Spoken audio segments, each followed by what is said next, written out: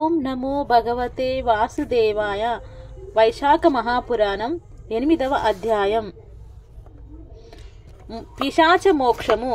వైశాఖ పురాణం యొక్క 8వ అధ్యాయం ఒక పిశాచ మోక్షం పొందిన కథను వివరిస్తుంది. ఈ కథ ప్రకారం రేవా నది ఒడ్డున మైత్రుడనే ఒక వ్యక్తి నివసిస్తూ ఉండేవాడు. అతను అన్ని విద్యలను నేర్చుకున్నాడు. అన్ని తీర్థాలలో స్నానం చేశాడు. సర్వ దేవతలను సేవించాడు. కానీ వైశాఖ మాసంలో అన్నదానం చేయలేదు. దీనివల్ల అతను మరణానంతరం పిశాచ రూపంలో జన్మించాడు. ఆ పిశాచం ఆకలి దాహంతో బాధపడుతూ తన మాంసాన్ని తినడం ప్రారంభించింది.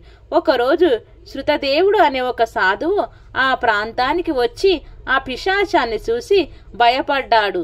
కానీ ఆ పిశాచం తన కథను చెప్పి తనను శాపం నుండి విముక్తి చేయమని వేడుకున్నాడు. శృతదేవుడు ఆ పిశాచానికి సలహా ఇచ్చాడు. వైశాఖ మాసంలో అన్నదానం చెయ్యడం వల్ల ఆ పిశాచం మోక్షం పొందుతుందని చెప్పాడు. శృతదేవుడు ఆ పిశాచం కోసం అన్నదానం చేసి దానికి మోక్షం కలిగించాడు. ఈ కథ ద్వారా వైశాఖ మాసంలో అన్నదానం చేయటం యొక్క ప్రాముఖ్యతను మనం తెలుసుకోవచ్చు. ఒక చిన్న పుణ్యం కూడా మనకు జన్మ మరణ చక్రం నుండి విముక్తి కలిగించగలదని ఈ కథ తెలియజేస్తుంది. వైశాఖ పురాణం 8వ అధ్యాయం. పూర్వము రేవా నది తీరమున మా తండ్రి గారు మృతి నంది పిశాచ రూపము నందెను. ఆకలి దప్పికల వలన బాధపడుచు తన మాంసముని తానే తినుచు శుష్కించిన శరీరంతో నీడలేని బూరుగు చెట్ల వద్ద నివసించుచుండెను. పూర్వము చేసిన పాపముల వలన ఆకలి దప్పికల చేత బాధపడుచున్న వాని కంఠమును సన్నని రంధ్రము ఏర్పడినది. అయి గాయమై మిక్కిలి బాధించుచుండెను.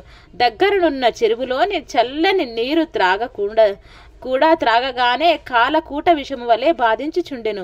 నేను గంగా యాత్ర చేయవలనని అని కోరికతో ప్రయాణం చేయుచు దైవికముగా నా ప్రదేశముకు వచ్చి తిని నీడలేని బూరుగు చెట్టు పైనుండి ఆకలి దప్పికల భరింపలేక తన మాంసమును తినుచు దుఃఖ భారమున కంఠ బాధను అనుభవింపలేక అరచుచున్న ఆ పిశాచమును చూసి అబ్బురపడుతిని. ఇదేమి అద్భుతమా అని అనుకుంటుని.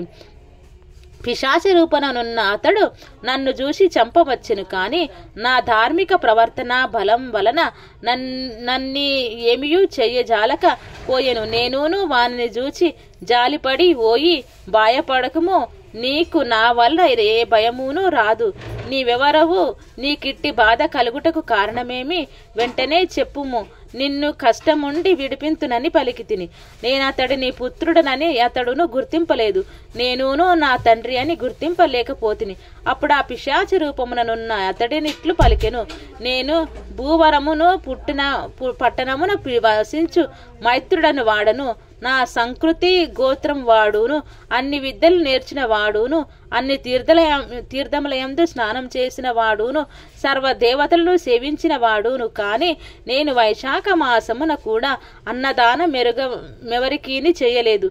లోభం కలిగి ఉంటిని. ఆ కాలమున వచ్చిన వారికిని భిక్షమైనను ఇయ్యలేదు. కావున నాకీ పిశాచ రూపం వచ్చినది. ఇదియే నా ఈ దురవస్థకు కారణం. శృతదేవుడును పుత్రుడు నాకు కలడు. అతడు ప్రసిద్ధి కలవాడు. వైశాఖమున కూడా అన్నదానం చేయలేకపోవుటచే నేనిట్లు పిశాచ రూపము నందితిని. నేనిట్లు బాధపడుచున్నాను. వానికి చెప్పవలెనని నీ తండ్రి నర్మదా తీరమున పిశాచమై ఉన్నాడు. సద్గతిని పొందలేదు. బూరుగు చెట్టుపై నున్నాడు. తన మాంసమును తానే తినుచు బాధపడుచున్నాడని చెప్పుము. వైశాఖ మాసమున వ్రతమును పాటించుచు నాకు జల తర్పణం నిచ్చి సద్బ్రాహ్మణునకు అన్నదానం చేసినచో నేనీ బాధ నుండి విడిపోయి శ్రీ మహావిష్ణువు సాన్నిధ్యమును అందుదును. కావున ఈ విధముగా చేయమని వానికి చెప్పుము. నా యందు దయయుంచి నాకీ సహాయము చేయుము, నీకు సర్వశుభములు కలుగునని చెప్పుము అనుచు నా పిశాచం పలికెను. నేను నా తండ్రిని గుర్తించి వాని పాదములకు నమస్కరించి దుఃఖ పీడితుడైన చిరకాలము ఉంటిని. నన్ను నేను నిందించుకొంటిని, కన్నీరు విడుచుచుంటిని. తండ్రి, నేనే శృతదేవుడను, దైవికముగా నిచ్చుటకు వచ్చిన వాడను. తండ్రి ఎన్ని కర్మములు చేసినో పితృదేవతలకు సద్గతిని కలిగింపనిచో ఆ కర్మలు వ్యర్థములు, నిరర్ధకములు. నీకీ బాధ నుండి విముక్తి కలుగుటకు నేనేమి చేయవలనో చెప్పుమని ప్రార్థించినది. అప్పుడు నా తండ్రియు నన్ను గుర్తించి మరింత దుఃఖించెను. కొంతసేపటికి ఊరడిల్లి మనసు కుదుటపరుచుకొని ఇట్లను, నాయనా, నీవు తలచిన యాత్రలను పూర్తి చేసుకొని ఇంటికి పొమ్ము. సూర్యుడు మేషరాశి యందు ఉండగా వైశాఖ పూజ చేసి అన్నమును శ్రీ మహావిష్ణువుకు నివేదించి ఉత్తమ బ్రాహ్మణునికి దానమిమ్ము.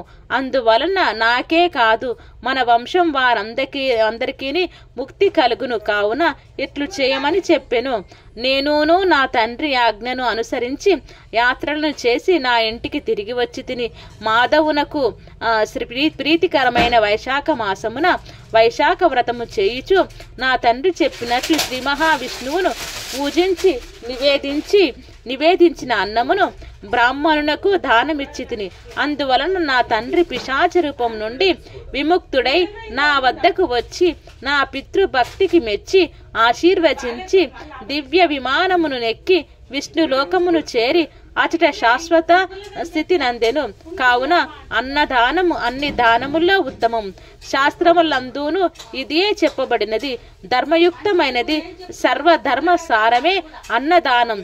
మహారాజా, నీకు ఇంకా ఏమి కావాలినో అడుగుము, చెప్పెదను అని శృతదేవుడు శృతకీర్తి మహారాజునకు వివరించెను. ఈ విషయమును నారద మహర్షి అంబరీష మహారాజుకు చెప్పెను. వైశాఖ పురాణం 8వ అధ్యాయం సంపూర్ణం. సర్వం శ్రీ మహావిష్ణు అర్పణమస్తు. ఓం శాంతి శాంతి శాంతి.